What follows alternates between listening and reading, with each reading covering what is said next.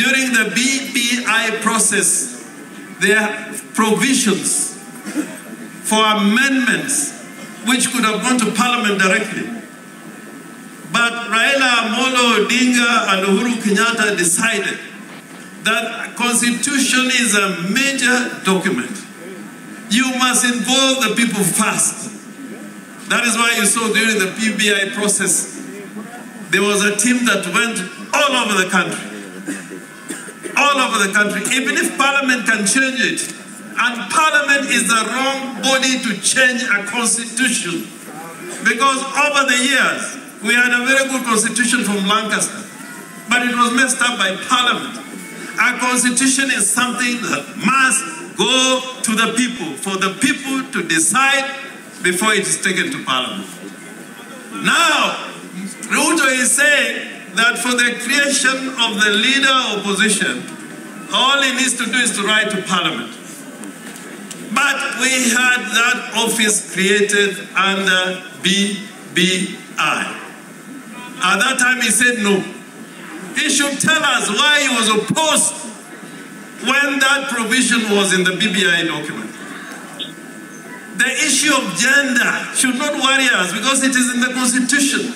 The Constitution has commanded that no more than 2/3 of Parliament should be from the same gender. The Constitution has said that already.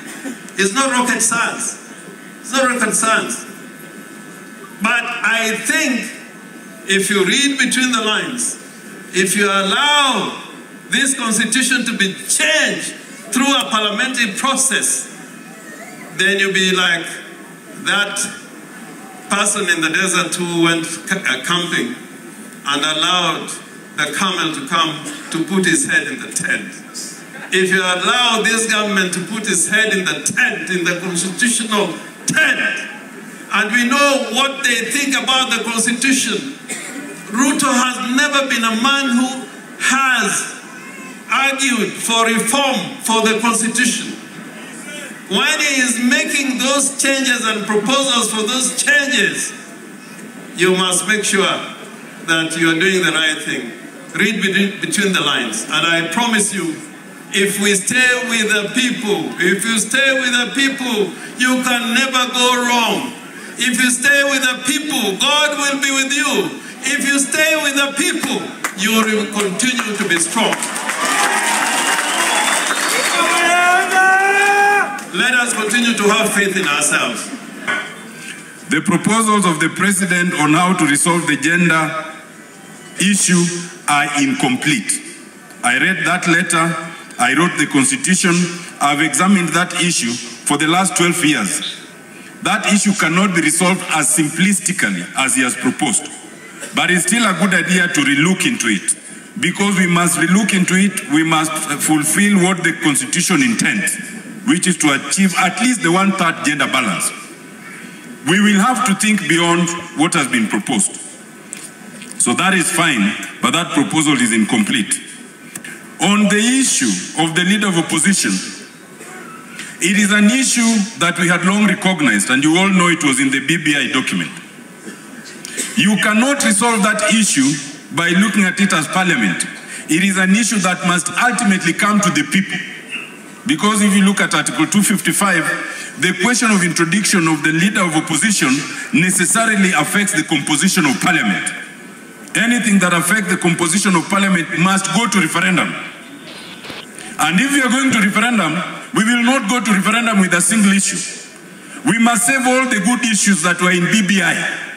We bring them back, then we bring them for referendum, then we will pass them. And at the same time, the wish to have ministers, cabinet secretaries come to parliament to answer questions is not a bad idea. But you cannot come to parliament to answer questions. The Speaker of Court will tell you, I cannot go to the County Assembly of Siaya. If I go there, I'll be a stranger. Cabinet secretaries cannot come to the floor of parliament to answer questions right now because they are strangers. For them to do that, you must amend the Constitution and allow them to serve as CSs and cabinet and members of parliament. Again, to do that, that requires a referendum. What am I saying? I am saying that we must look at the proposals that have been made, but we must look at them with a pinch of salt. Those which are good, we can consider, but we will not consider them for the convenience of the current executive or the president. We can only consider them for the convenience of the entire country. So that if we are amending the constitution, we amend it once and introduce all the good things we want, the way we tried with BBI. We will follow the directions of the Supreme Court. We will follow the dictates of the people. We must borrow all the good things in BBI that they opposed.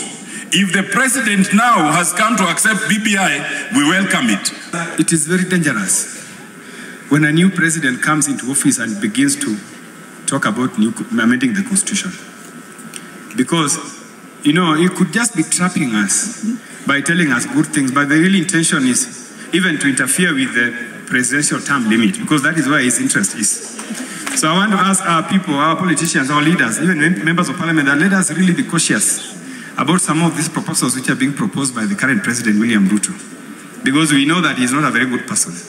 And he behaves like somebody who wants to hide his intentions by pretending to be very nice. And then once you enter the trap, then he begins to introduce some of the archaic measures that are capable of undermining the fabric of our constitution.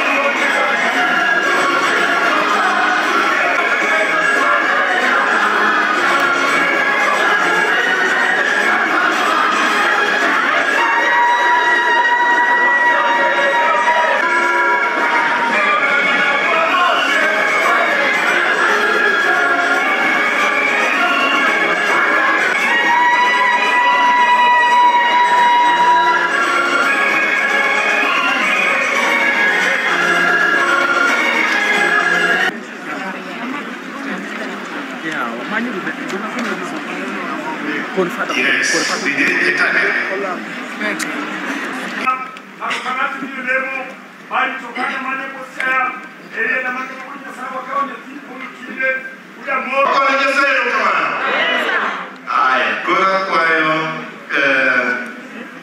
Pastor, Apostle Okaja dolo ni tiende ya punyido doga kama korungi wa kanisa ukakobe nikechwa don uchandu peleka ukwayo ni juwetu wa mwenye korunga ni kanisa daktari MP Malaria da Dr. Tina Mono brought me on the next program.